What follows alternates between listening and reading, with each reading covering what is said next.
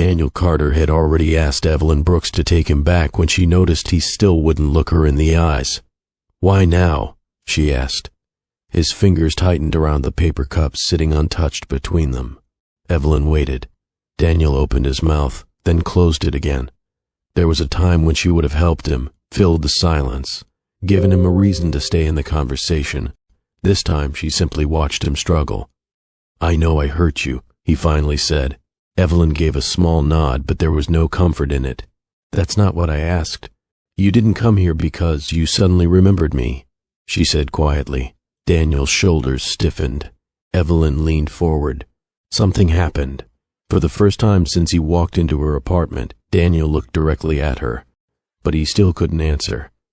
"Welcome to Greer Stories, my amazing family. And sometimes the hardest part of hearing from someone who once left you isn't what they came back to say.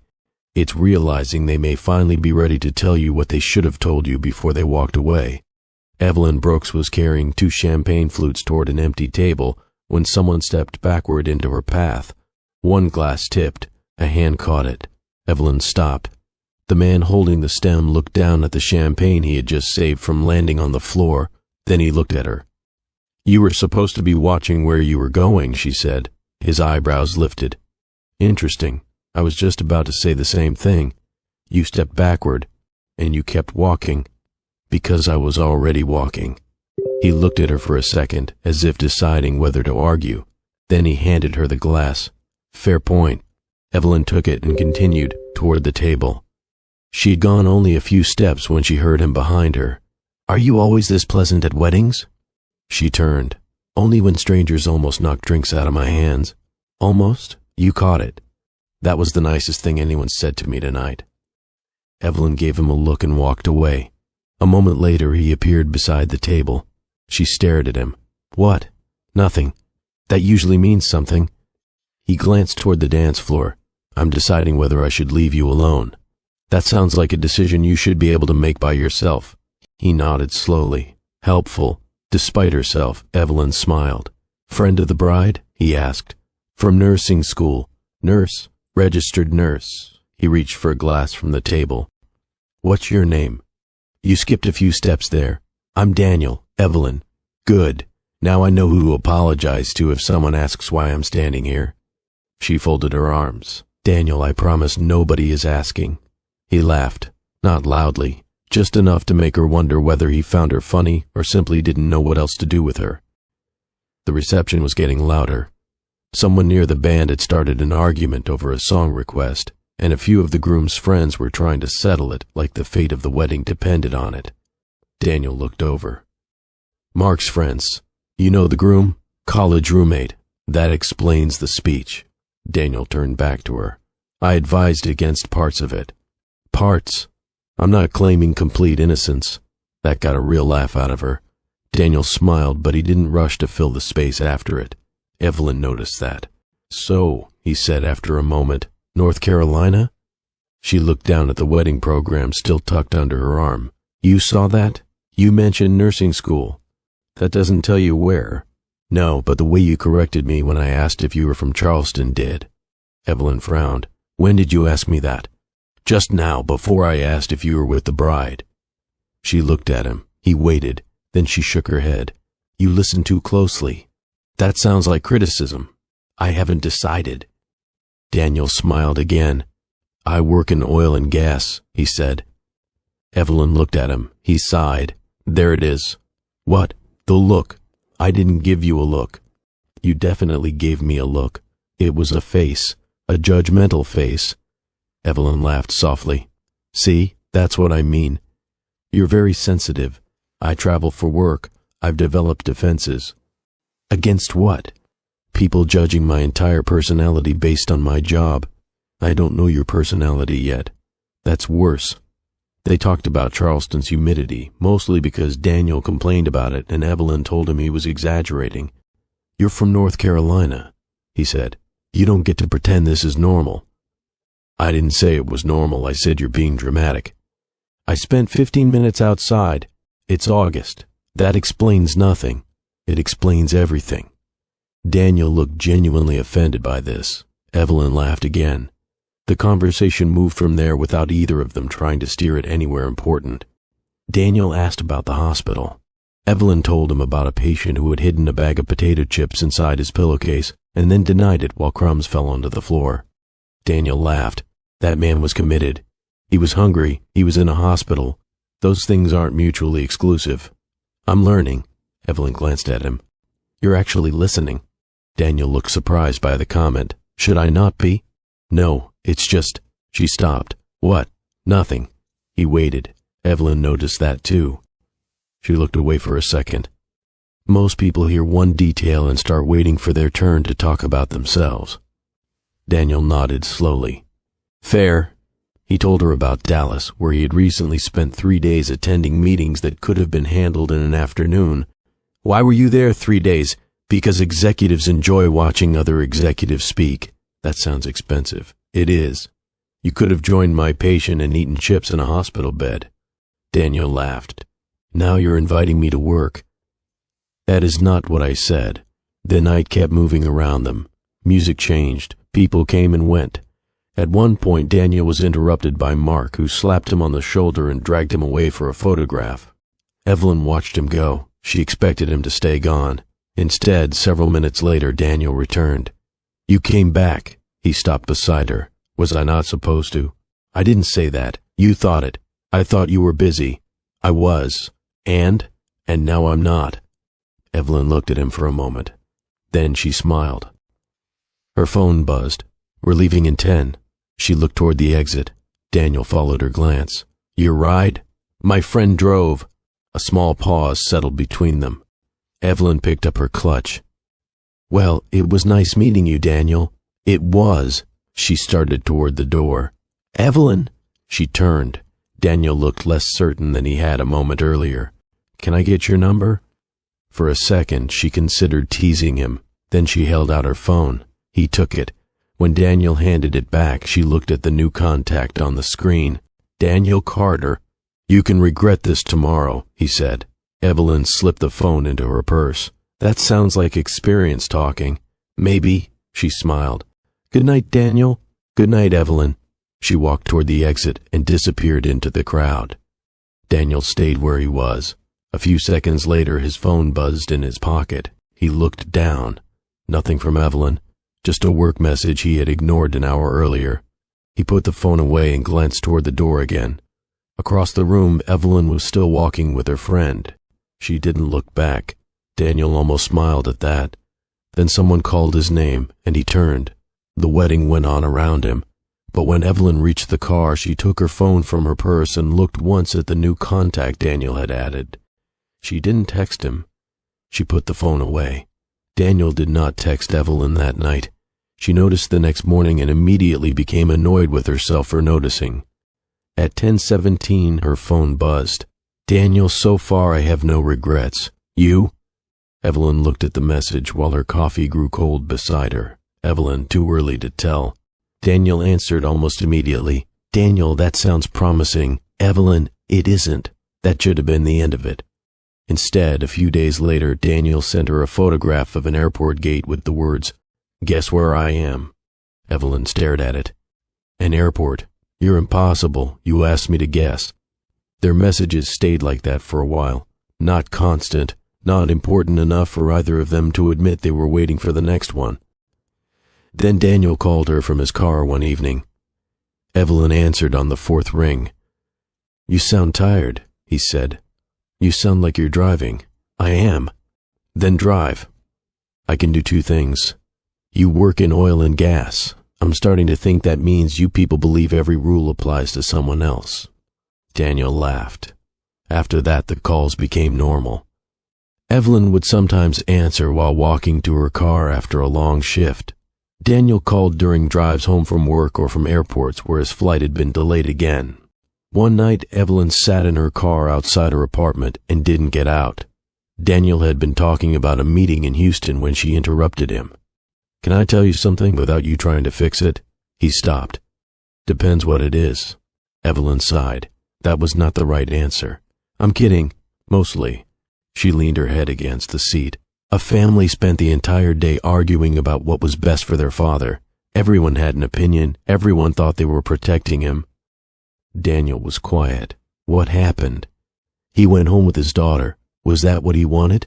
Evelyn looked through the windshield. I don't know. Neither of them spoke for a few seconds. Then Daniel said, "You hate not knowing." Evelyn glanced at her phone. That sounds personal. It probably is, she smiled. That weekend, Daniel flew to Charlotte. He called from the lobby of her building. "You're early," Evelyn said. "You're late. I'm still getting ready. I've been standing here for 6 minutes." "That is not an emergency." Daniel looked toward the elevator as she stepped out. "You wore the blue dress." Evelyn stopped. "What?" "Nothing. You said it like you'd been expecting something else." "I didn't." "You definitely did." Daniel held up his hands. "I'm learning that you're exhausting." "Then why did you fly here?" He looked at her. Evelyn immediately regretted asking. Daniel's mouth twitched. "That was easier than I expected." She walked past him. Their relationship moved forward through moments like that. A missed dinner, a call after midnight, a weekend that ended too quickly. One night, Daniel canceled plans for the 3rd time in 2 weeks. "I'm sorry," he said. "The client moved the meeting." Evelyn stood in her kitchen, staring at the meal she had already started. "Okay." Daniel paused. "You're upset." "No, that means yes." "Maybe you should listen more closely." "I'm listening now." "Now." Daniel was quiet. Then he said, "I said I was sorry." "I know." "So what are we doing?" Evelyn pressed her lips together. "Nothing." Another silence. Then Daniel said, "You know I can't fix something if you tell me nothing is wrong. And you know I shouldn't have to explain why canceling on me again is frustrating." The call ended badly. Evelyn went to bed angry. The next morning she woke to 2 messages. "Daniel, I was defensive. You were right to be upset." A minute later, "Daniel, I'm still annoyed that you said nothing was wrong, but I can be annoyed and still know I was wrong." Evelyn read both messages twice. Then she called him. "I hate that you sent that." Daniel sounded amused. "You're welcome. I didn't say thank you. I heard it."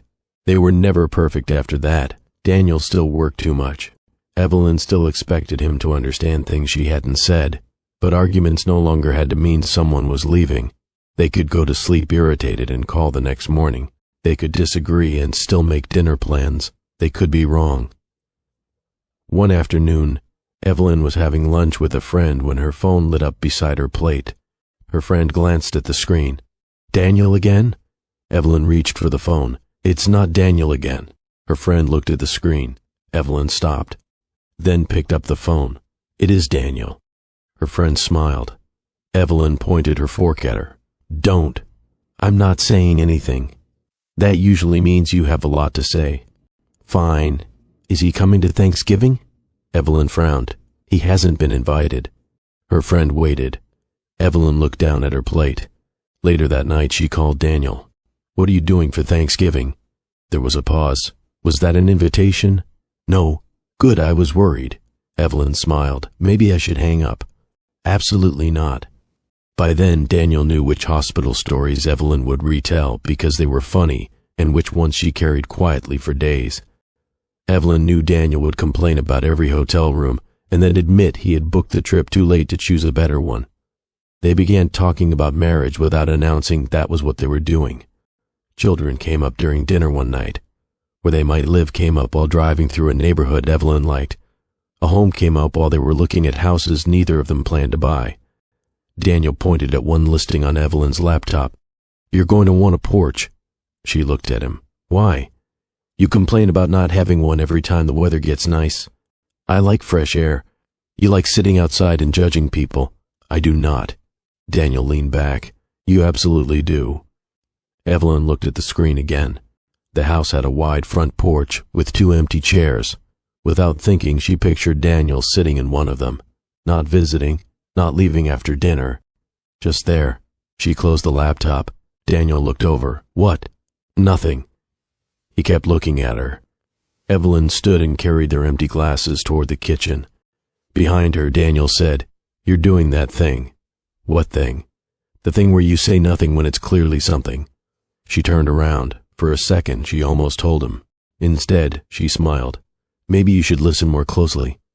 Daniel laughed. Evelyn turned back toward the sink, but she stayed there a little longer than necessary. Daniel had been in it. Daniel told Evelyn about Houston over dinner. He had been quieter than usual. Evelyn noticed before he said anything. "You're doing that thing," she said. Daniel looked up. "What thing?" "The thing where you keep reading the same email without reading it." He looked down at his phone. "Maybe it's a complicated email." "You've checked it 4 times. Daniel put the phone face down on the table. Evelyn waited. Finally, he said, "I got an offer." "What kind of offer?" "A senior position, Houston." She stopped eating. Daniel watched her face. "How senior?" "Senior enough to make my mother suddenly interested in what I do for a living." Evelyn smiled. Then it faded. And they want an answer. By when? Soon. The conversation changed after that. Not because Evelyn told him not to go. She didn't. Daniel had worked toward a position like this for years. The salary was better. The responsibility was bigger. It was the kind of opportunity people waited for. The problem was Houston. Daniel knew it. Evelyn knew it. Neither said much about it until a few days later, when Daniel brought it up again. "I could turn it down." Evelyn looked at him. "No, I haven't decided." "You don't have to." Daniel leaned against her kitchen counter. "What if I want to? Then you should, but don't make me the reason." He was quiet. Evelyn set down the dish she was drying. "I mean it." "So what am I supposed to do? Take the job if you want the job. And us?" Evelyn looked at him. "If we're only together because neither of us ever has to make a difficult decision, that doesn't say much about us." Daniel gave a short laugh. "You always make things sound easier than they are." "No, I just don't think fear should make every decision." He looked at her for a long moment. A week later, he accepted the position. At first, they treated Houston like a scheduling problem. Daniel called from his new apartment while unpacking boxes. "This place is too quiet," he said. "You've been there 6 hours." "Exactly." Evelyn laughed. They planned visits. Daniel checked flights to Charlotte. Evelyn looked at weekends she could travel to Houston. For a while, it worked better than either of them expected. Then one Friday, Evelyn stood inside Charlotte Douglas International Airport waiting for Daniel. His flight had been delayed, then delayed again. She bought coffee she didn't want. She checked the arrivals board. She checked her phone. Finally, Daniel called. "Don't hate me." Evelyn closed her eyes. "What happened?" "My flight got canceled." She looked through the terminal windows. "Okay." There was a pause. "You're upset." "No." Daniel exhaled. "Evelyn." She looked down at the overnight bag beside her feet. "I'm fine." "That means you're not fine." "I know." "I can get on another flight in the morning." "No." "Why not?" "Because then you'll spend the whole night trying to fix something you didn't cause." He was quiet. Evelyn leaned against the wall. "I know it's not your fault. That doesn't mean it doesn't hurt." She swallowed. "No." Daniel didn't answer. Evelyn looked at the departure board one more time. Then she said, "Go home, Daniel." "Evelyn, go home. We'll figure it out." She hung up before either of them could make the conversation worse. Outside the airport, she sat in her car with Daniel's weekend still folded inside the bag beside her. She stayed there for several minutes before starting the engine. The next morning, Daniel was on the first flight he could get. Evelyn didn't meet him at the airport. He came directly to her apartment. When she opened the door, he stood there holding nothing but his overnight bag. For a moment, neither of them spoke. Then Evelyn stepped aside. "You look terrible." Daniel walked in. "I missed you too." She almost smiled, almost. "I was angry." "I know. I know you couldn't control it. I know." Evelyn folded her arms. Daniel set his bag down. Then he looked at her. "I still hated being in Houston last night." Something in her face changed. Daniel saw it. "I thought you should know." That was all. But Evelyn stepped closer. The distance had not broken anything. It had simply stopped being invisible. After that weekend, neither of them pretended Houston was easy. Some calls ended because Daniel had another meeting. Some visits were too short. Sometimes Evelyn woke up alone after spending 2 days getting used to having him beside her. Still, they kept choosing the next flight, the next weekend, the next conversation. Months later, Daniel called her from his office. He sounded distracted. Evelyn heard it immediately. "What happened?" "Nothing," she smiled. "That usually means something." Daniel leaned back in his chair. "I was talking to Mark." Evelyn sat up. "And?" "He asked if I knew what I was doing." "With Houston?" "With us." Her smile faded. "What did you tell him?" Daniel was quiet for a moment. "That I do." Evelyn waited. "I told him I don't want to keep treating the future like it's something we'll eventually get around to." She looked down at the floor. Daniel continued. "I know moving doesn't change what I want." Evelyn closed her eyes. "Daniel, I mean it." She didn't answer immediately. Then she said, "Okay, okay, okay." Daniel laughed softly. "That was a bigger reaction than I expected." "Don't ruin it." He stopped laughing. "I won't." After that, Daniel began acting strangely. Not constantly, just enough. One evening they were walking through a small shopping district when Daniel slowed beside a jewelry store. Evelyn kept walking. When she realized he wasn't beside her, she turned.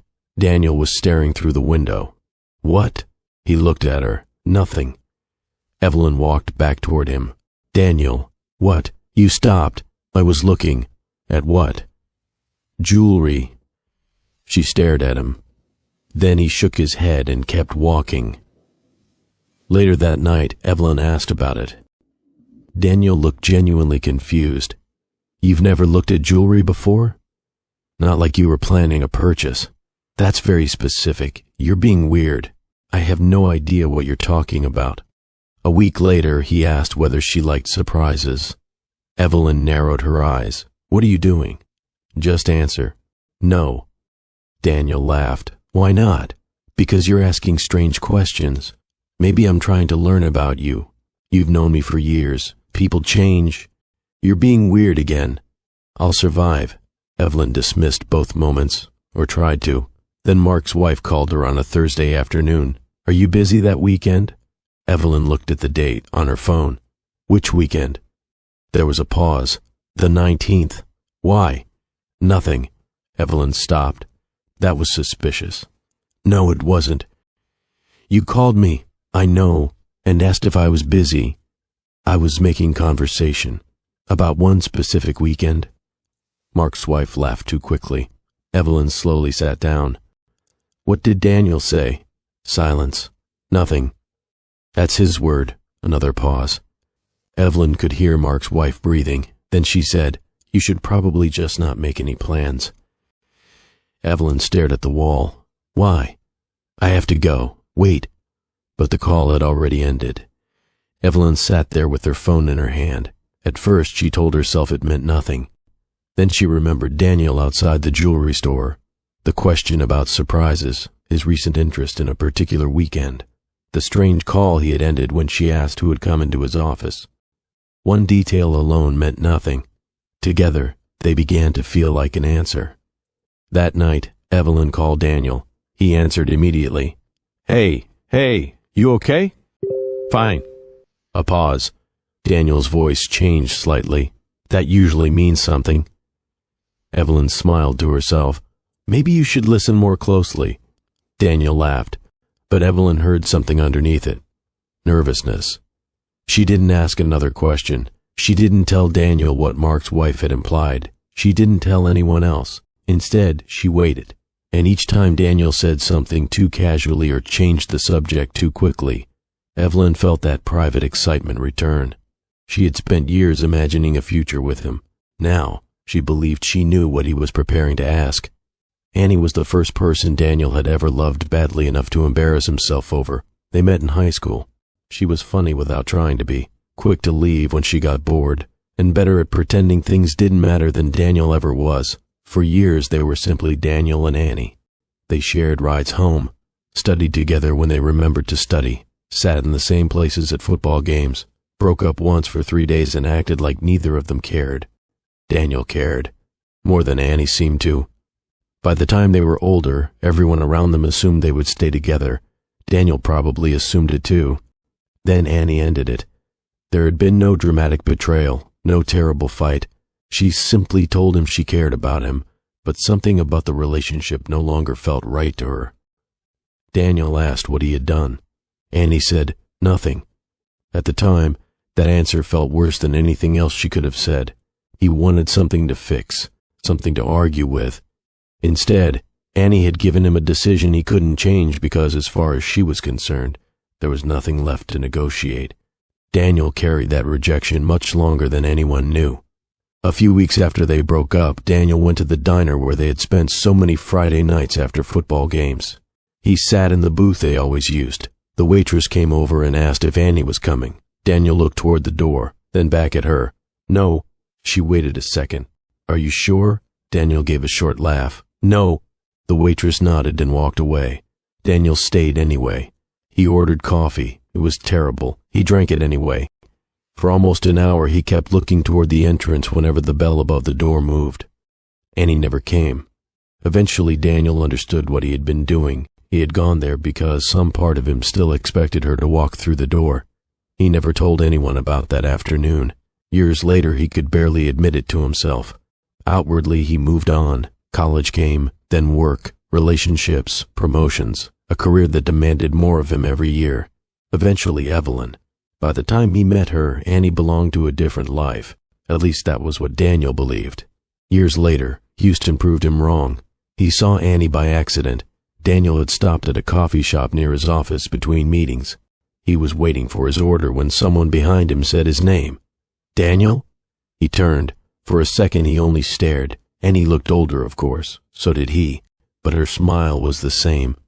"Annie," she laughed softly. "That's usually what people call me." Daniel smiled. He hadn't expected the sound of his own name in her voice to do anything. It did. They stood there awkwardly for a moment, both asking the obvious questions. "What are you doing here? How long have you been in Houston? What happened to you?" Annie had moved there years earlier for work. Daniel told her about the job. Neither mentioned the past, not at first. Then their coffee arrived. Daniel was already late for his next meeting. Annie noticed him looking at his watch. "You should go." "I probably should." "Then go." Daniel didn't move. Annie smiled. "Do you still do that?" "What?" "Stand around after you've already decided to leave." He laughed before he could stop himself. "I don't remember doing that." "I do." Something about the answer caught him off guard. Daniel looked at her. Annie had already turned toward the counter. He should have left. Instead, he stayed. They sat at a small table near the window and talked until Daniel finally had to go. High school teachers came up first, then mutual friends, then the old diner where everyone used to meet after games. "It's gone," Annie said. "What?" "The diner." Daniel stared at her. "No, I'm serious." "When?" "Years ago." He shook his head. "That place had the worst coffee in America. You drank it every weekend." "I was 17. You were dramatic." Daniel smiled. For nearly an hour, adulthood seemed to disappear around them. Then his phone buzzed. A work message. Daniel looked at the time. He stood quickly. "I really have to go." Annie looked up at him. "Okay." There was another pause. Different this time. Daniel picked up his coffee. "Good seeing you." "You too." He walked away before the moment could become uncomfortable. That evening he told Evelyn about it. They were on the phone. "I ran into someone today. Someone good or someone annoying?" Daniel smiled. "Both, probably." Evelyn laughed. "Who?" "Annie." There was a short pause. "My Annie." Daniel leaned back in his chair. "You've got to stop calling her that." "So it is Annie." "Yes." Evelyn listened while he explained. They had coffee, talked about high school. That was it. "Okay," Evelyn said. "Okay. You ran into somebody you used to know." Daniel waited. Evelyn laughed softly. "Why are you waiting for me to be upset?" "I'm not." "You are." Daniel said nothing. Then Evelyn asked, "Was it weird?" He looked out the window. "A little. Do you want to tell me why?" Daniel almost said no. Instead, he said, "It was strange remembering things I haven't thought about in years." "That makes sense." Evelyn didn't sound suspicious. She didn't ask him to stop seeing Annie. She didn't turn the conversation into something larger. And Daniel genuinely believed it wasn't. But after the call ended, he sat alone in his apartment longer than necessary. Annie had reminded him of places he had forgotten, people whose names he hadn't said in years.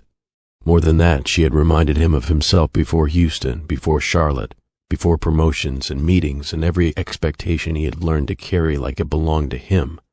For the first time in a long while, Daniel remembered the boy who had loved someone without knowing what to do when she chose to leave. The feeling unsettled him, not because he thought he wanted Annie back. At least he didn't think that was what it was. When Annie texted 2 days later, "Coffee again sometime?" Daniel stared at the message. Then he typed, "Sure." Daniel told himself the second coffee meant nothing.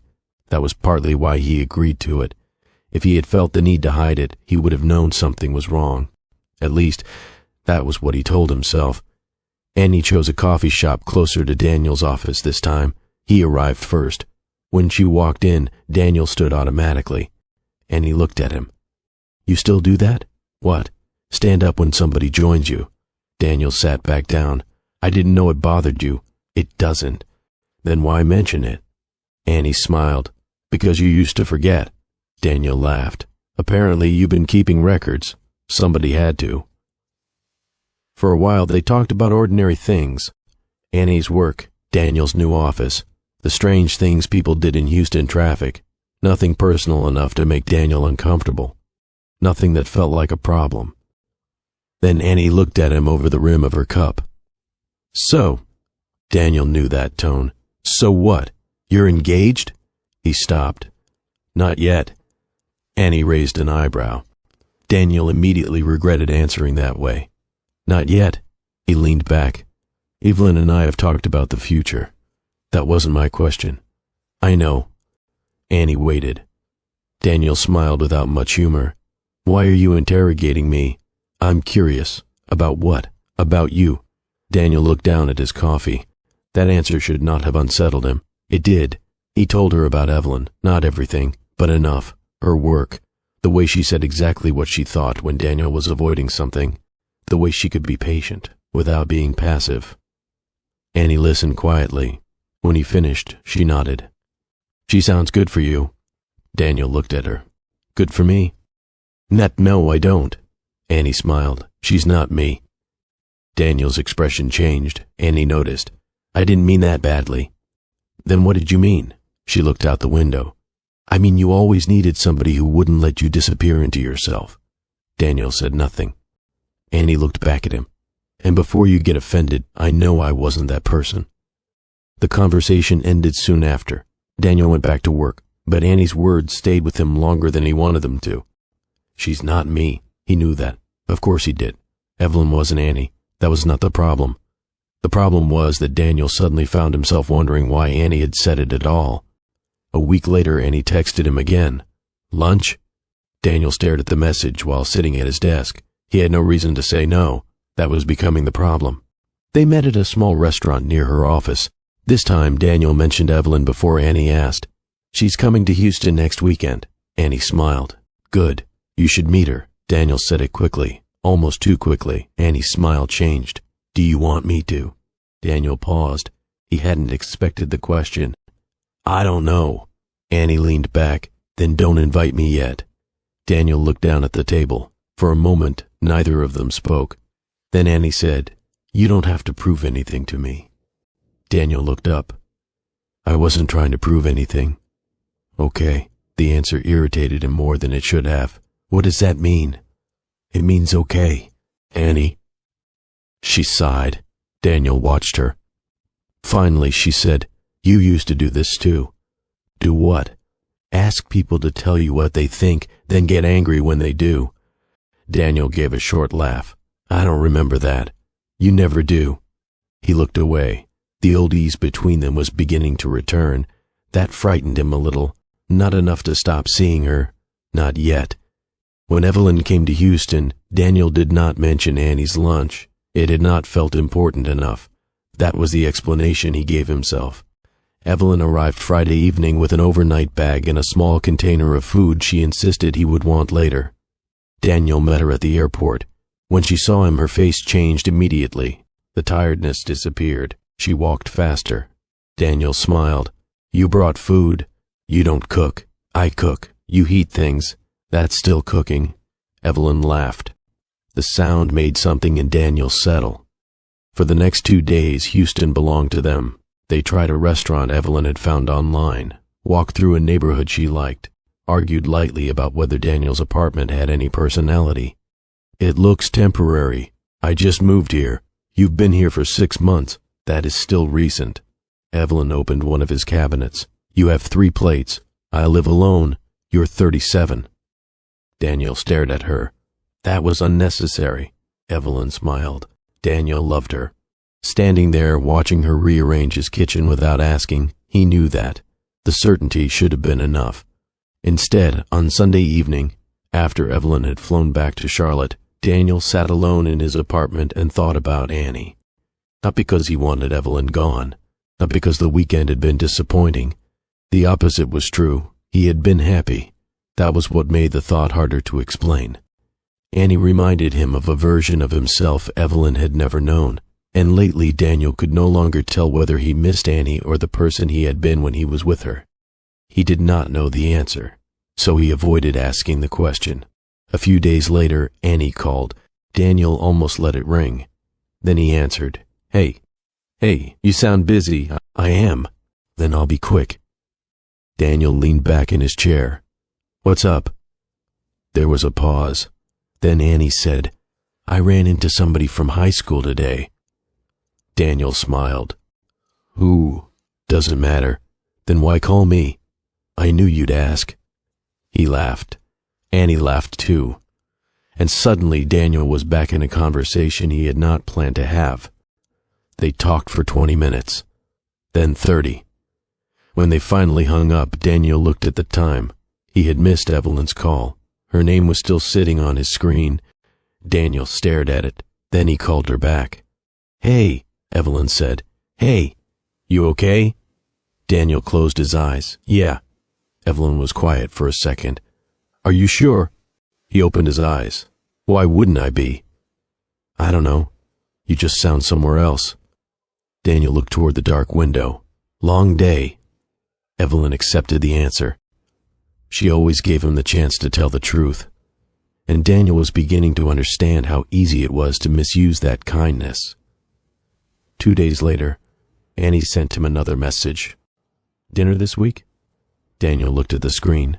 He thought about Evelyn, then about the last time he had seen Annie, then about how innocent every meeting had seemed before it happened. His thumb hovered over the keyboard. This time, saying yes did not feel quite as harmless. But Daniel typed it anyway. "Thursday works." Daniel knew dinner was different before Annie even arrived. That was why he spent too long deciding what to wear. Nothing special, nothing that looked like he had thought about it. He changed shirts anyway. By the time Annie walked into the restaurant, Daniel had already ordered water twice and checked his phone more times than necessary. Annie noticed immediately. "You look nervous." "I'm not. You changed your shirt." Daniel looked down at himself. "You have no idea. I know you." The words landed between them. Daniel looked away. Annie seemed to realize what she had said. Neither of them mentioned it again. The restaurant was crowded. Not romantic, not quiet. That should have made Daniel feel better.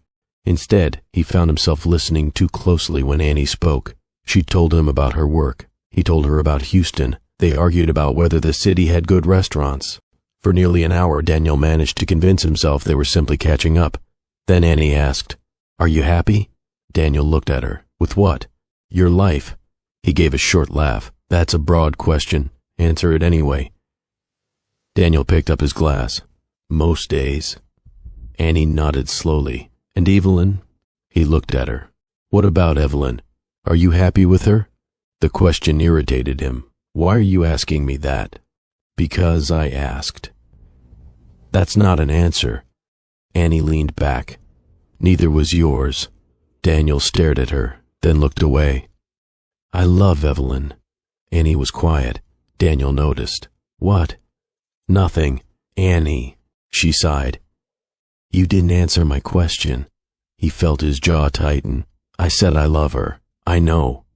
"Then what else do you want?" Annie looked at him for a moment.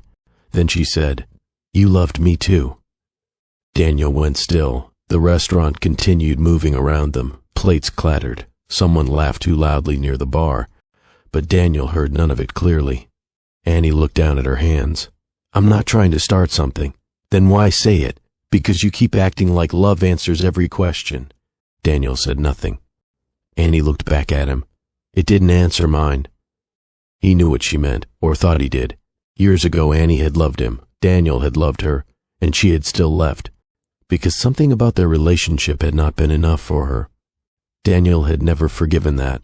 Not really. He had simply learned to live around it. "I was young," he said. Annie gave a small smile. "There it is." "What?" "The answer you always give yourself." Daniel leaned forward. "You don't know what I tell myself." Annie looked at him. "Maybe not." Her voice softened. "But I know you were never young enough to make me responsible for your fear." The words landed harder than Daniel expected. He looked down at the table. For several seconds, neither of them spoke. Then Daniel said, "You left me." Annie nodded. "I did, without giving me a reason." "I gave you one." "No, you didn't. I told you something wasn't right. That isn't a reason. It was the only honest one I had." Daniel laughed once. There was no humor in it. "So I was supposed to accept that?" "No." Annie's eyes stayed on him. "But you were supposed to understand that not every ending comes with an explanation you can live with." Daniel looked away. The old anger was still there. He had not expected that. He had spent years telling himself Annie was a memory, but sitting across from her now, he could feel the 19-year-old version of himself still waiting for an answer. "I thought you loved me." Annie's face changed. "I did." "Then why leave?" She swallowed. Daniel immediately wished he had not asked, not because he no longer wanted the answer, because he suddenly understood how long he had been waiting for it. Annie looked down. "When we were together, I kept thinking one day you'd let me get close enough to know you." Daniel frowned. "What does that mean?" "It means you loved me, Daniel, but you never trusted me with the parts of you that scared you." He said nothing. "You were there," Annie continued, "but you always had one foot somewhere else." Daniel felt himself becoming defensive. "I was a kid. You were 23 when we broke up." He looked at her. "That is still young. For some things." Her voice remained calm. "Not for everything." Daniel leaned back. "And you think you knew me better than I knew myself?" "No." Annie looked tired suddenly. "I think I spent years waiting for you to let me matter in ways you never did." Daniel shook his head. "That doesn't make sense." "It didn't to you." She reached for her glass. "That's part of the problem." The conversation should have ended there. Instead, Daniel asked the question he had carried for years. "Did you leave because I was someone else?" Annie looked up sharply. "What? You heard me." "No." "Then why?" Annie stared at him. Daniel waited. Finally, she said, "Because I was tired of feeling lonely beside someone who loved me." Daniel looked at her. The answer was so simple that it made him angry. "That's it?" Annie gave a small, sad laugh. "No." She shook her head. "That's not it." Daniel waited. She looked toward the window. "I wanted more from my life than the version of it we kept repeating." He stared at her. "What does that even mean?" "It means I wanted to make plans and not have you change the subject." Daniel said nothing. "I wanted to know where we were going. I thought we were together." "We were." "Then what was the problem?" Annie looked at him. "You thought being together was the same thing as building something together." Daniel felt the words settle somewhere he didn't want them. The waiter came to ask if they wanted dessert. Neither answered immediately. Then Annie said no. "Because I stopped caring about you." Daniel looked at her. "I left because caring wasn't making me feel safe." He had no answer for that. For the first time, Daniel understood that Annie's rejection had never been as simple as she didn't want him. She had wanted something from him he had not known how to give. The realization did not bring relief. Instead, it left him sitting across from the woman he had spent years blaming, wondering whether he had misunderstood their entire history. Annie reached for her purse. "I should go." Daniel looked up. "So that's it?" She paused. A strange expression crossed her face. "What?" "You still do that." "Do what?" "Ask people to tell you everything, and then get upset when they do." Daniel stared at her. Annie gave him a tired smile. "Some things haven't changed." She stood. Daniel remained seated. For a second he thought about stopping her. Not physically, not dramatically, just saying something that would keep her there another 5 minutes, but he didn't know what that something was. Annie stepped away from the table. Then she stopped. Daniel looked up. She was facing him. "I heard you and Evelyn are getting married." Daniel frowned. "Who told you that?" "Someone we both knew." Daniel felt his stomach tighten. "We're not." Annie studied his face. "Not yet." He said it before he could stop himself. The same words, again. Annie's expression changed slightly. Daniel saw it. Then she nodded. "Good night, Daniel." She walked away. Daniel stayed at the table long after his water had gone warm. He thought about Evelyn, the jewelry store, the questions he had asked about surprises, the weekend he had been preparing in his head. Then he thought about Annie saying, "You thought being together was the same thing as building something together." His phone buzzed. A message from Evelyn. "Thinking about you, I hope your dinner went well." Daniel stared at the screen. For several seconds, he didn't move. Then he typed, "Thinking about you too." In the weeks after Daniel stopped trying to hold their relationship together, Evelyn kept asking herself what she had done wrong. She did it quietly. That made it worse. At work, she moved through her shifts the way she always had. She checked charts, answered questions, stayed later than she needed to when somebody needed help. Then she went home and started the conversation again in her head. Maybe encouraging him to take the Houston job had been a mistake. Maybe she had made the distance seem easier than it really was. Maybe Daniel had needed her to ask him not to go. That thought bothered her more than the others. One night she called her friend Renee and said, "Do you think I made it too easy for him?" There was a pause. For him to do what? Leave. Renee didn't answer immediately. Evelyn heard the television in the background. Then Renee said, "Evelyn, you encouraged him to take a job. You didn't tell him to stop loving you." Evelyn sat at her kitchen table. "I know. No, you don't." The answer stung. Evelyn looked down at the cold tea beside her. Renee softened her voice. "You keep talking like Daniel had no choices after he moved." Evelyn said nothing. "He called less." "I know. He stopped telling you things." Evelyn closed her eyes. "I know." "And when you asked what was wrong, he said he was tired." Renee was quiet. Then Evelyn said, "Maybe he was. Maybe." The word stayed with her. Maybe. Evelyn had spent months defending Daniel with that word. Maybe Houston was stressful. Maybe the new job was harder than he expected. Maybe he needed time. Maybe she was reading too much into his silence. She had built an entire explanation around him without Daniel ever giving her one. That was what finally made her angry. Not that he had changed, not even that he had left. Daniel had allowed her to keep doing the work of understanding him while he stopped doing the work of being understood. Some days, that anger carried her through everything. She deleted his number, then restored it from memory 2 days later. She packed the shirt he had left in her closet, then took it back out. She told herself she missed the routine. That was easier than admitting she missed him.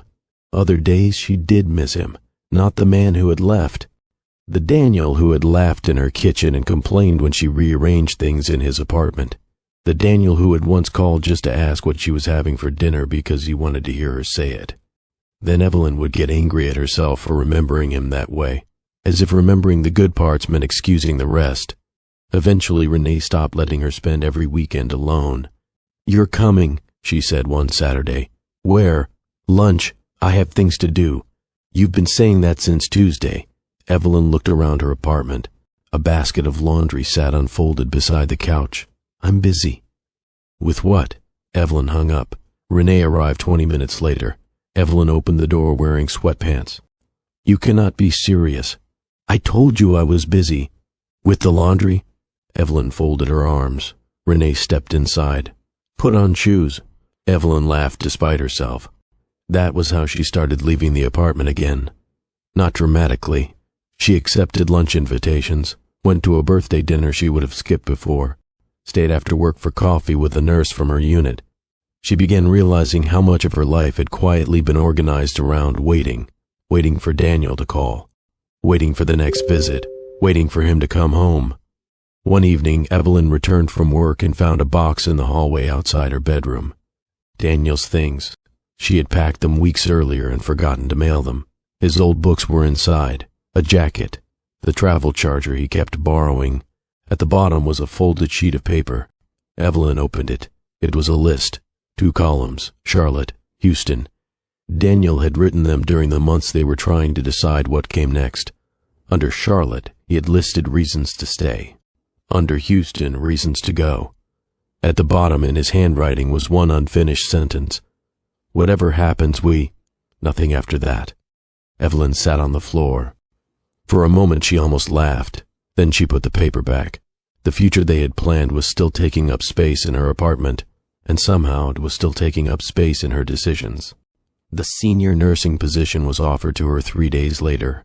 More responsibility, better hours, an apartment closer to the hospital. The move would mean leaving the place Daniel had once called home with her.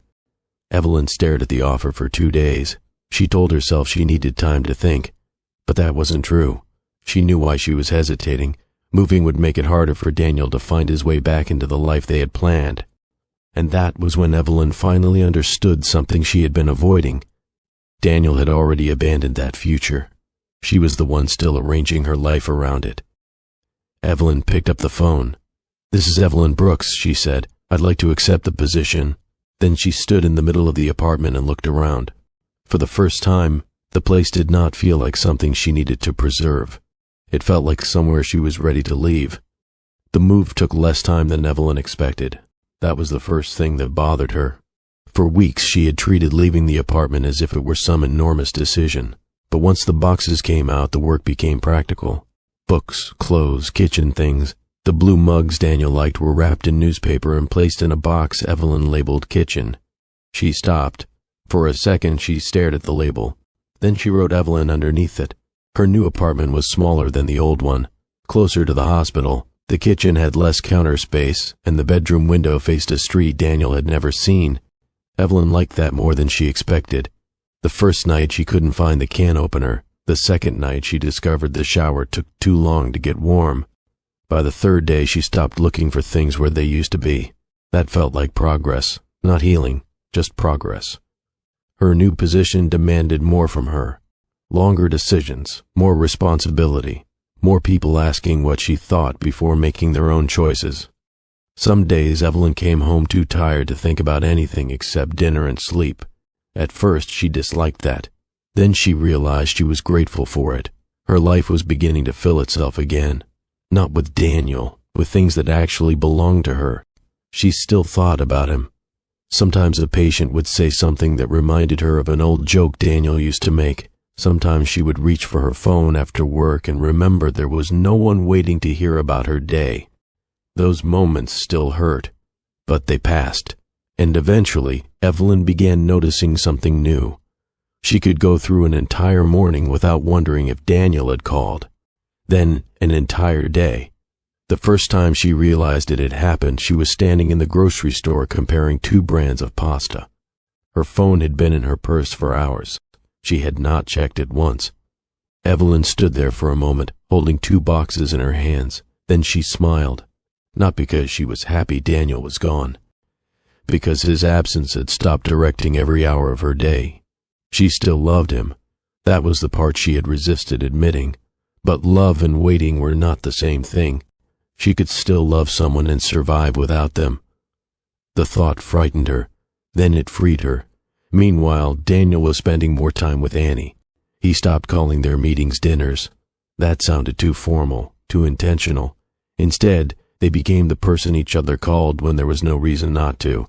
Annie would send him a picture of something ridiculous she had seen at work. Daniel would call her on his drive home. She started staying later. Sometimes late enough that Daniel stopped pretending she was about to leave. One morning he noticed a hair tie beside the bathroom sink. He left it there. Daniel talked more easily about the future now. Not specific dates, not plans Annie could refuse, just small things. Restaurants they should try next month. A trip they could take when work slowed down. A concert Annie might like.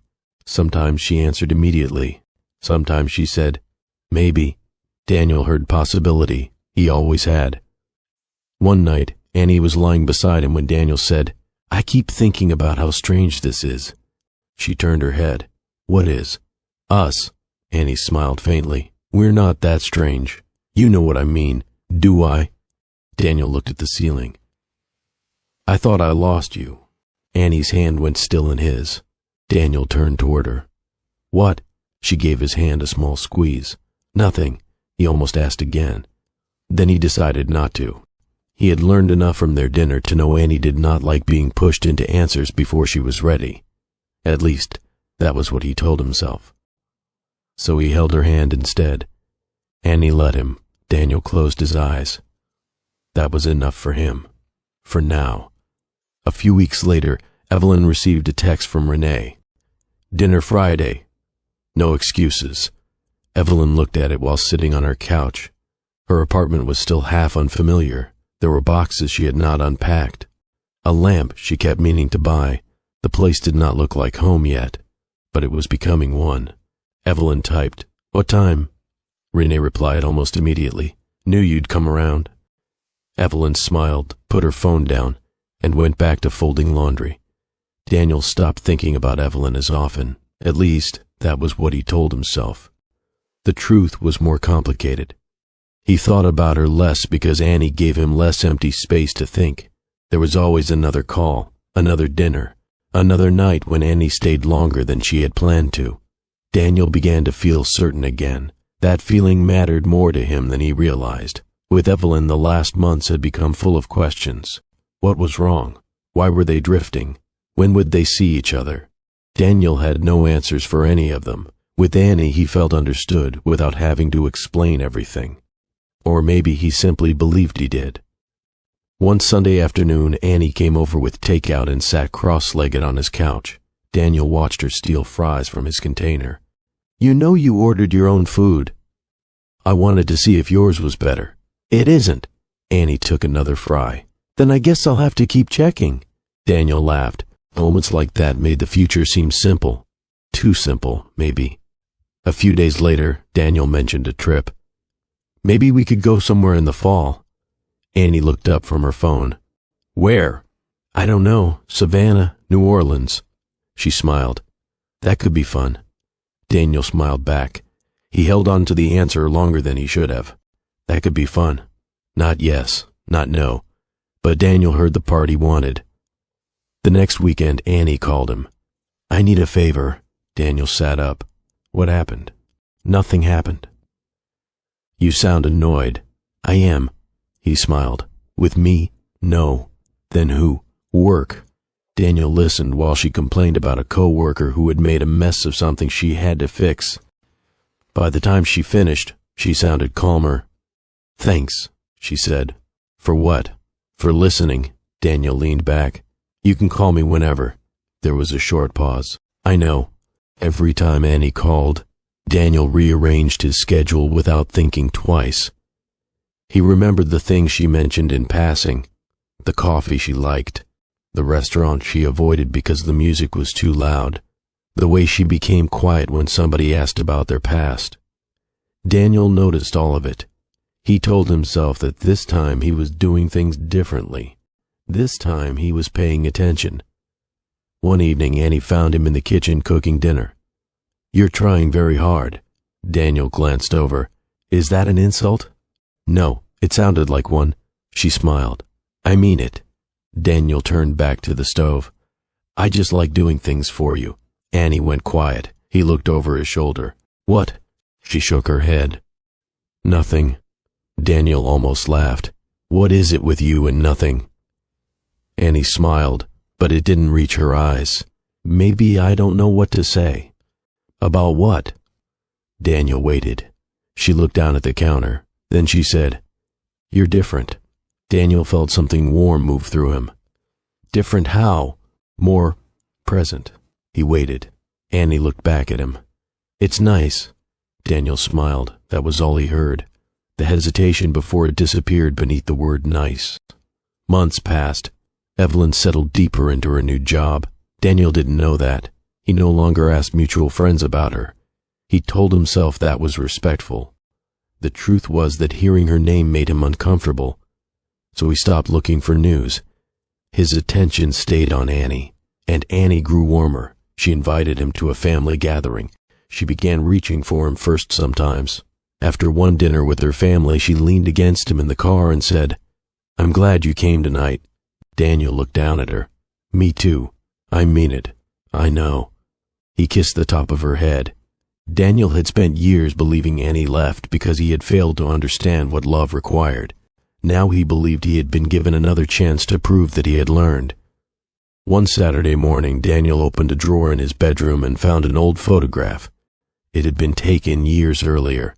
Daniel and Annie stood side by side at a beach, younger and sunburned, laughing at something outside the frame. He stared at it for a long time. Then he looked toward the living room. Annie was asleep on the couch. She had fallen asleep halfway through a movie. Daniel stood in the doorway. Something inside him settled. Not because everything between them was perfect, because he no longer needed it to be. Daniel closed the drawer. Then he opened his laptop. He searched for engagement rings. He looked at them for nearly an hour. When Annie woke up, Daniel had already closed the screen. "Were you working?" she asked. "Something like that." She smiled sleepily. "Come here." Daniel sat beside her. She rested her head against his shoulder. For a few minutes, neither of them spoke. Daniel looked at the television, then at Annie's hand resting between them. He pictured a ring on it, and for the first time the decision did not feel complicated. He was going to ask her to marry him. Daniel spent nearly 2 weeks pretending the ring was not in his apartment. He had hidden the box behind a stack of old papers in his desk drawer, as if putting it somewhere inconvenient would make the decision feel less real. It didn't. Every time Annie called, he thought about it. Every time she stayed late, he thought about it. Every time she reached for his hand first, Daniel felt the same certainty settle deeper. He was ready. More than that, he believed they were ready. He did not tell Annie what he was planning. Instead, he made dinner at home, nothing elaborate. Annie would have laughed if he had suddenly started acting like someone else. He cooked her favorite pasta, opened a bottle of wine, and cleaned the apartment twice because the first time did not feel good enough. When Annie arrived, she looked at the table and laughed. "Oh, wow." Daniel smiled. "What? You cooked. I cook. Microwave food doesn't count." He shook his head. "Sit down." They ate. Annie talked about work. Daniel listened, answering when she looked at him, trying not to seem distracted. But he was. The small box in his pocket seemed heavier every minute. After dinner, Annie helped carry the plates into the kitchen.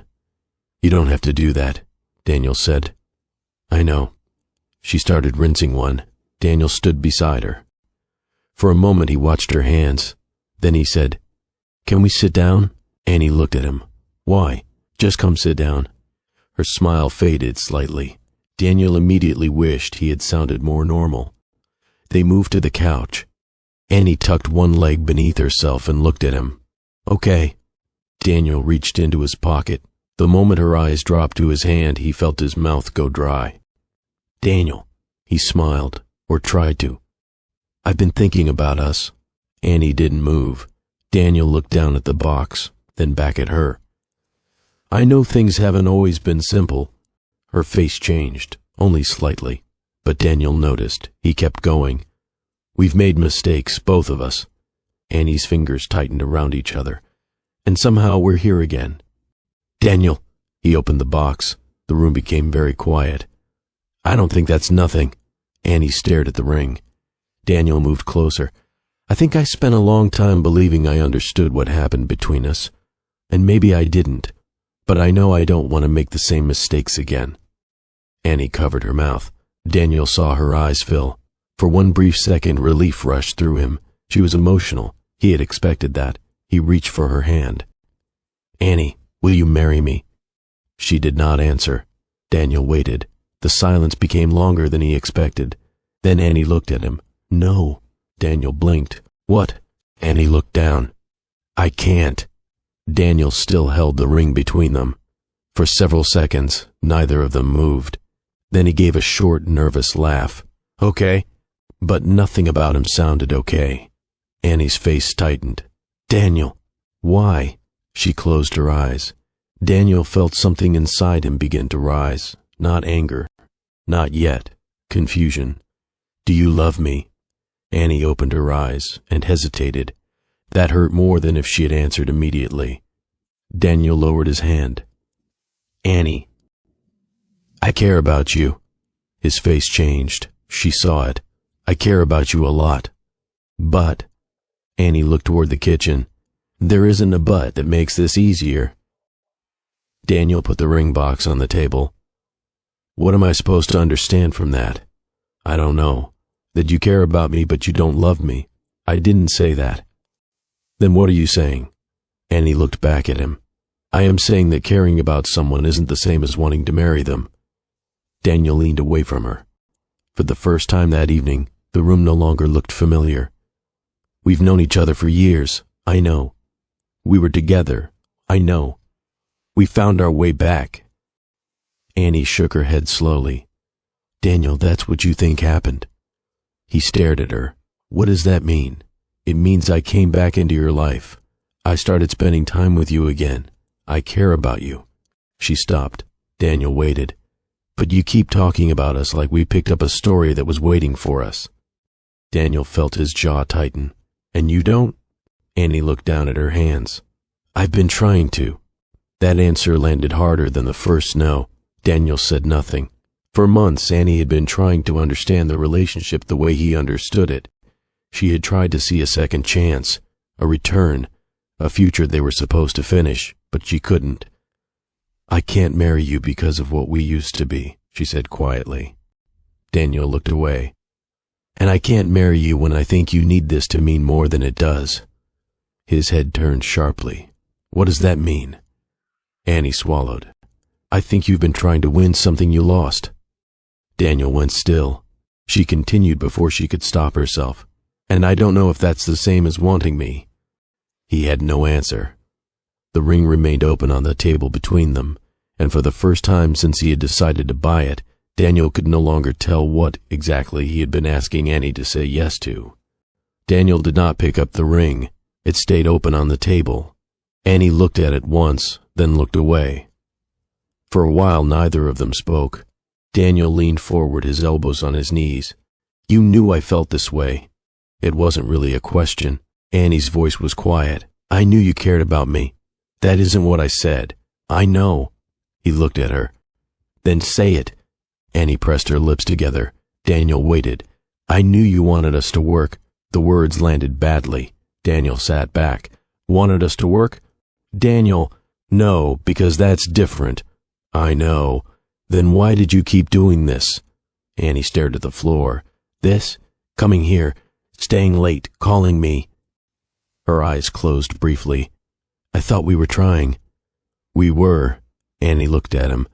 I was trying to see if what we had could become something again.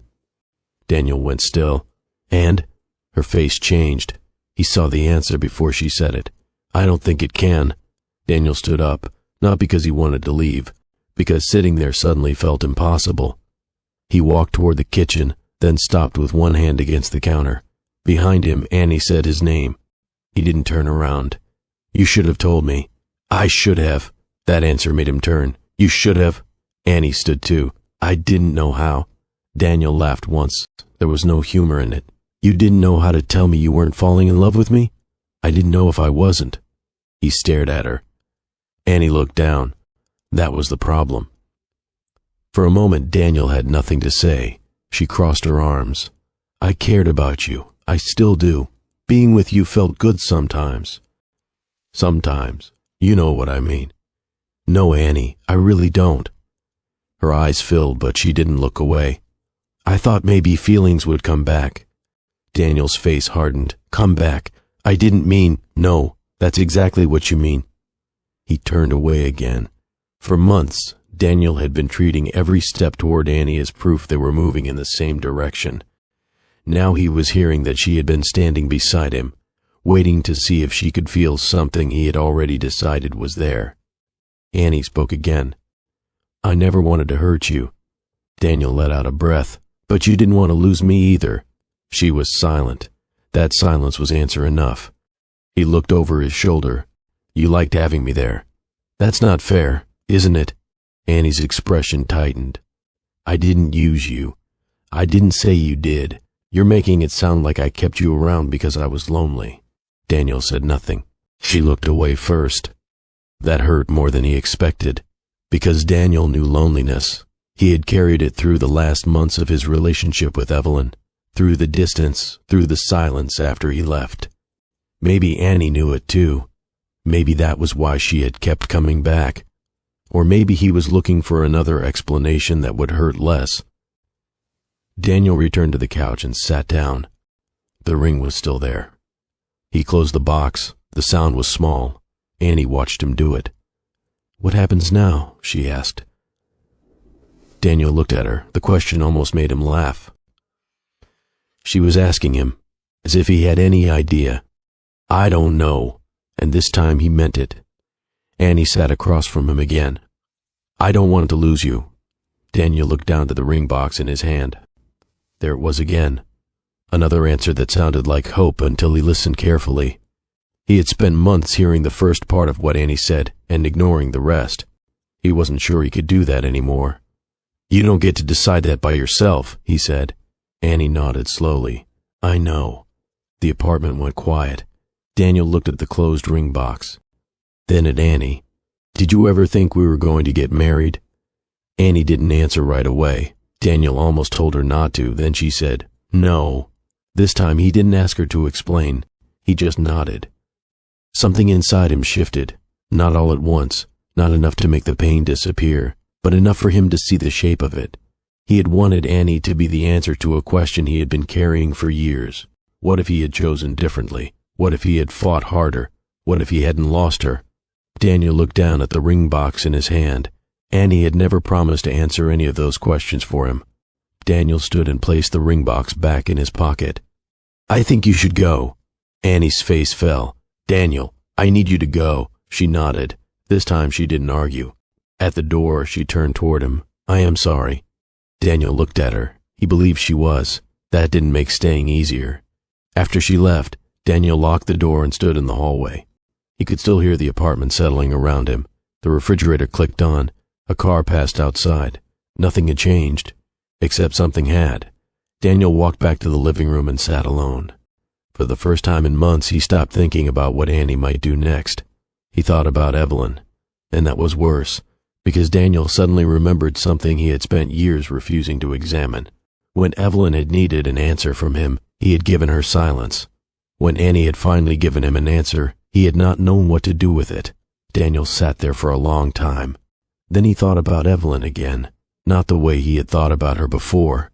This time, he remembered what she had been waiting for him to say. Daniel returned to Charleston with no plan for what he would say. For most of the drive, he told himself he only wanted to talk to Evelyn, maybe apologize properly, maybe explain what he had never explained. He did not let himself think much beyond that, because the moment he admitted he wanted more, the trip began to look selfish again. He found Evelyn through a mutual friend, not because she was hiding, because Daniel simply no longer knew where to look. Her new apartment was on a street he had never visited. Her work schedule had changed. She was working more responsibility into her days, making decisions Daniel no longer knew anything about. Her life had kept moving while he had been living inside a past he could not put down. When Evelyn opened the door, Daniel almost forgot what he had come to say. She looked at him for a moment, then stepped aside. "Come in." The apartment was smaller than the one she had once lived in. There were boxes near one wall. A stack of folders sat on the dining table. Nothing about the place looked unfinished. It simply wasn't a life Daniel recognized. Evelyn closed the door. "You said you wanted to talk." Daniel nodded. "Yeah." She waited. He had rehearsed this in the car. None of it survived the look on her face. "I made mistakes." Evelyn said nothing. I was confused. Still nothing. Daniel looked toward the floor. "I didn't know what I wanted." Evelyn crossed her arms. "You didn't." Daniel looked up. "No." She gave a small nod. "But you knew enough to leave." The words stayed between them. Daniel swallowed. "I handled it badly. You stopped handling it at all." He looked away. Evelyn was quiet for a moment. Then she said, "I know about Annie." Daniel looked back at her. His face changed. Evelyn saw it. "Who told you? Does it matter?" Daniel had no answer. She sat down, and after a moment Daniel sat across from her. He tried once more to hide behind the easier version. I went to Houston. Things got complicated. Evelyn looked at him. That's what you came all this way to tell me? Daniel looked down. No. Then don't start there. He sat with that for a moment.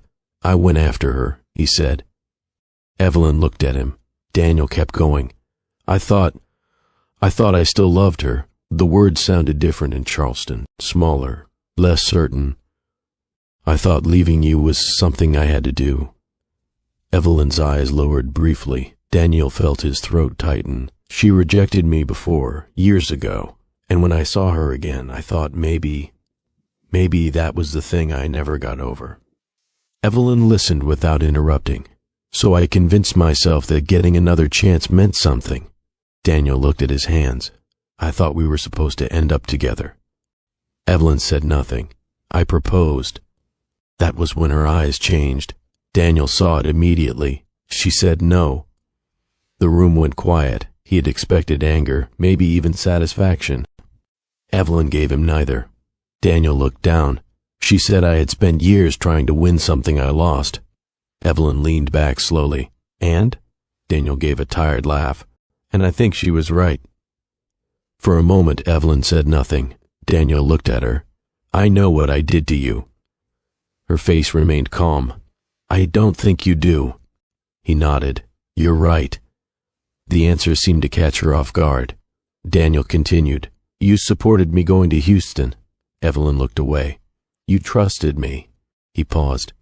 And I used the life you encouraged me to build as the place where I left you waiting. Evelyn's fingers tightened around each other. Daniel saw it. He remembered her birthday, the calls he had not returned, the messages he had read and answered hours later, then days later, the silence he had allowed to do what he was too afraid to say himself. I should have told you the truth. Yes, I should have come home. Yes, I should have ended things before. Evelyn held up her hand. Daniel stopped. Neither of them spoke. Then he looked at her. I came back because I needed to tell you that.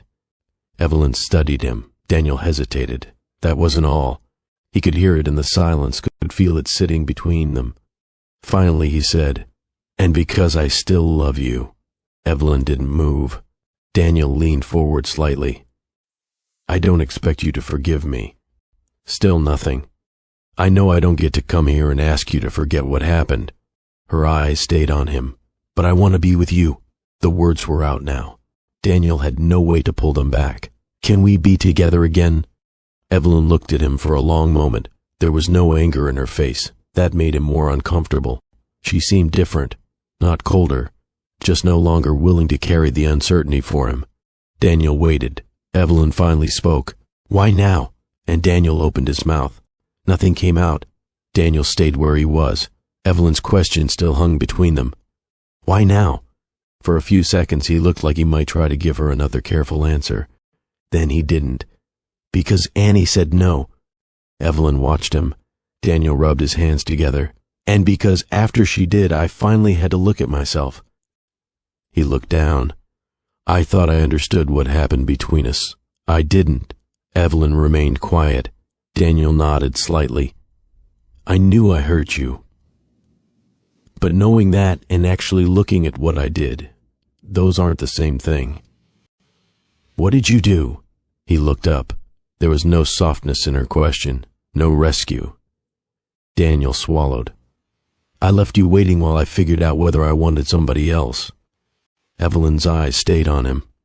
I let you believe there was still something to say because I was too afraid to tell you there might not be. His voice lowered. And when I finally chose to leave, I acted like Houston had changed everything. Evelyn leaned back. But it didn't. No. What changed, Daniel? He hesitated. Then he answered, I did. The words came out quietly. Evelyn looked away. For a moment, Daniel thought she might ask him to leave. Instead, she stood and walked toward the kitchen. Daniel remained where he was. He heard a glass touch the counter. Water ran briefly. When she returned, she didn't sit right away. Do you understand why that answer bothers me? Daniel nodded. Because I sound like I'm explaining it. Because you're still talking about yourself. That stopped him. Evelyn sat down again. Daniel looked at her. I don't know how to talk about what I did without talking about myself. Try.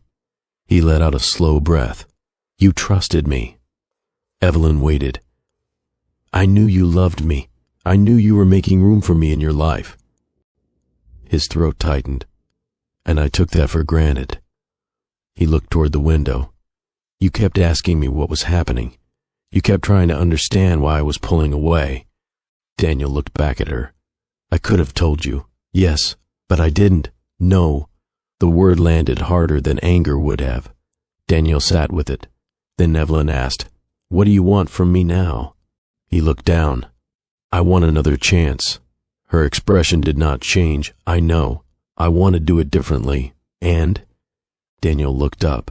Evelyn's voice remained calm. What am I supposed to do with that? He had no answer. I mean it, she said. What do you expect from me? Daniel started to speak, then stopped, because every answer sounded wrong. If he said he expected forgiveness, he was asking her to carry the consequences of his choices for him. If he said he expected nothing, he would be lying. I don't know, he finally said. Evelyn studied him. Daniel leaned forward. But I do know I want to be with you. There was no relief on her face, only thought. Daniel saw it then. She had let him into her home. She was still sitting across from him, listening, but that did not mean he still had a place in her life. The understanding came too late to make him feel better. Can we be together again? He asked. Evelyn didn't answer. The silence stretched. Daniel waited and waited. For years, Evelyn had been the one sitting with silence, trying to decide what Daniel's lack of an answer meant. Now he was sitting across from her, unable to reach inside her and find one for himself. Evelyn finally spoke. Would you take me back if I had done this to you? Daniel looked at her. He opened his mouth. Nothing came out. Daniel looked at Evelyn. He still hadn't answered. Evelyn waited. Then she leaned back slightly. Let me ask you something. Daniel nodded. Evelyn's voice stayed calm. What if I had gone to Houston and found someone I used to love? Daniel's face changed. She saw it. What if I started pulling away from you because I wanted to know if there was still something between us? He said nothing. What if you called me and I stopped answering? Daniel looked down. Evelyn continued. What if I read your messages and left them there because I didn't know what I wanted? His hands came together. What if I let you keep waiting while I figured out whether you were the person I wanted? Evelyn, no. Her voice was still quiet. But this time, Daniel stopped. Let me finish. He nodded. What if I left you and spent months trying to build a life with him? Daniel didn't move. Evelyn watched him carefully. And what if I came back after he told me he didn't want to marry me? Daniel closed his eyes. For the first time that evening, Evelyn saw him react before he could hide it. Not anger, not defensiveness. Something worse. He knew. She waited for him to say it. He didn't. Evelyn looked toward the window.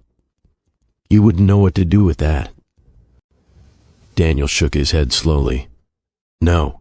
The answer was barely audible. Evelyn turned back to him. No, you wouldn't. Daniel swallowed. I don't know. That isn't what I asked. He looked at her. She held his eyes. Would you take me back? Daniel's mouth opened, then closed. The question stayed there. Evelyn waited. He could not say yes, not honestly. But saying no meant admitting what he had done to her had always been more damaging than he had allowed himself to understand. I don't know, he said again. Evelyn nodded. Daniel watched her face. She wasn't pleased. She wasn't trying to win. She simply looked tired. And Daniel finally understood that Evelyn had spent months living inside the same kind of uncertainty he was feeling now. Only hers had been worse. She had loved him while he was deciding whether someone else mattered more. Daniel looked down at his hands. I don't know if I would. Evelyn said nothing. He forced himself to continue.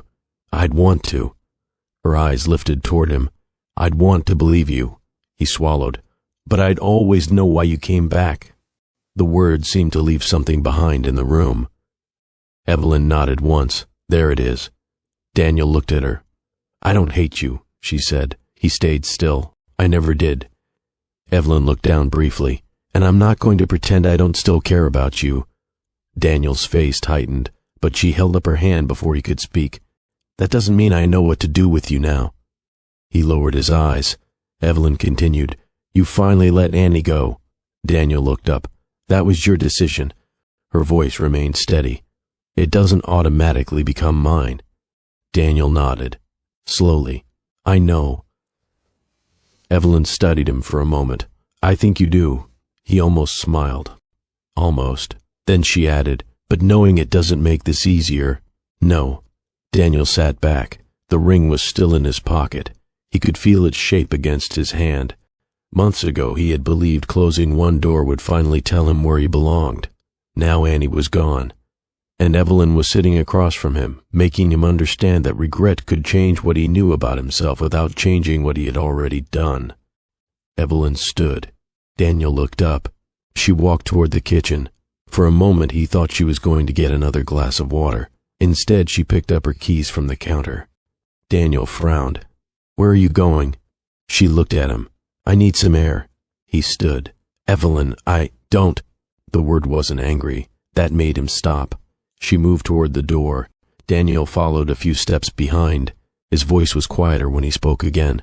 "I can leave." Evelyn paused with her hand on the doorknob. "You should." Daniel stood there. She opened the door, then looked back at him. "You came here asking me to decide what you mean to my life." He waited. "I need you to leave me alone long enough to figure that out."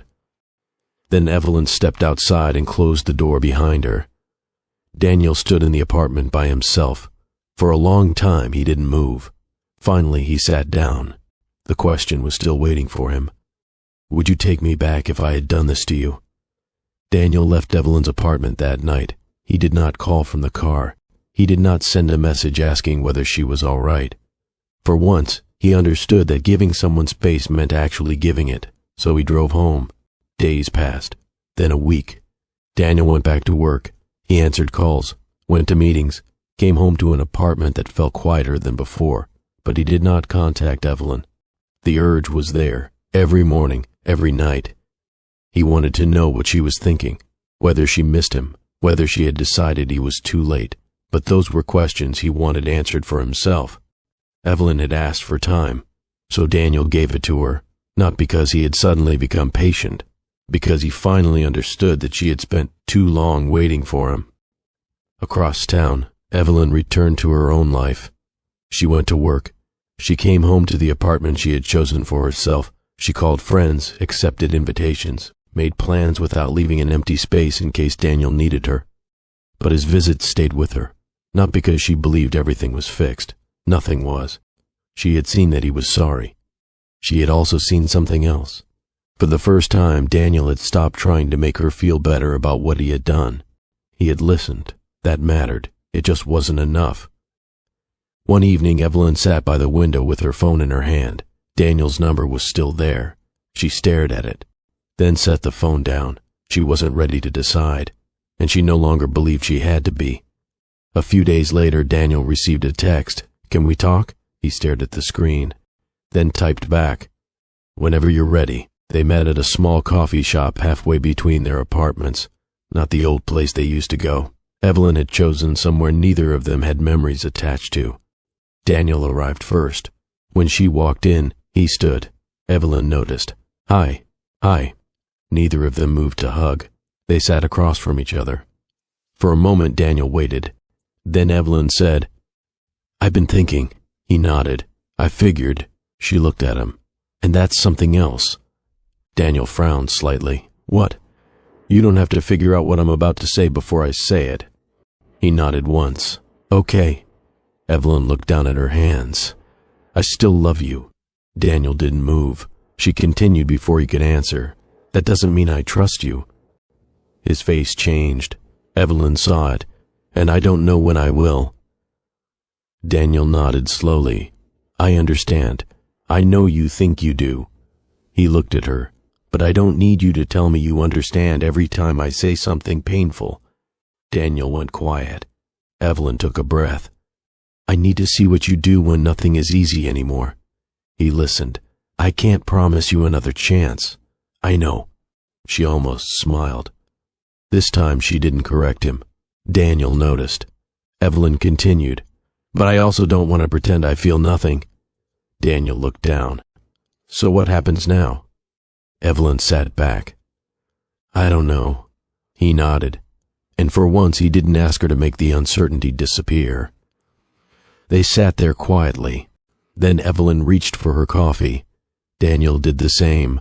Neither of them knew whether this was the beginning of something new, or simply the last honest conversation they would ever have. When they left the coffee shop, Daniel didn't ask Evelyn where she was going next. He didn't ask when he would see her again. He walked with her to the corner, then stopped. Evelyn looked at him. I'll call you. Daniel nodded. Okay. She turned the corner. Daniel stood there a moment longer. Then he walked in the opposite direction. Sometimes the hardest part isn't realizing you still love someone. It's deciding whether love is enough to let them back into your life. If you were Evelyn, would you give Daniel another chance? Or would his return after Annie's rejection make it impossible to trust him again? Tell us what you would do in the comments. And if this story stayed with you, become part of the Greer Stories family by subscribing, because some stories don't end when the video ends. They stay with us long after.